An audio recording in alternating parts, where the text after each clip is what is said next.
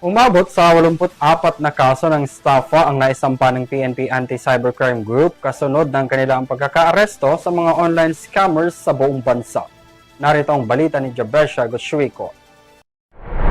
Mahigpit na pinaigting ng Philippine National Police Anti-Cybercrime Group ang kampanya laban sa online scams matapos may tala ang dose-dose ng kaso at sunod-sunod na pag-aresto sa iba't ibang panig ng bansa.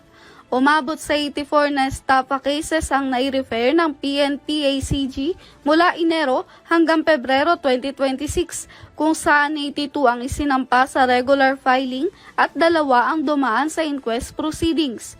Sa parehong panahon, 16 na individual ang naaresto dahil sa umano'y pagkakasangkot sa online fraud, partikular sa paglabag sa Article 315 o estafa kaugnay ng Cybercrime Prevention Act of 2012.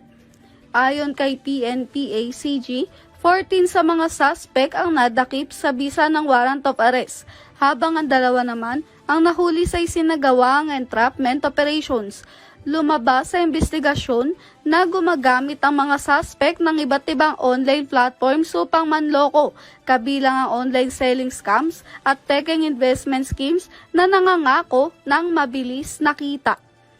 Bahagi ito ng pinaigting na kampanya ng PNP sa ilalim ng pamumuno ni PNP Chief PGEN Melencio C. Nartates Jr., alinsunod sa direktiba ni Pangulong Ferdinand Marcos Jr.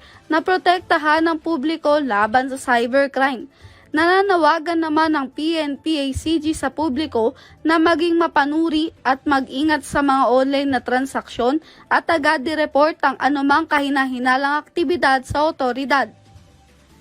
Para sa EuroTV News, Jabesha Gotchwiko, sumasaludo sa bawat Pilipino.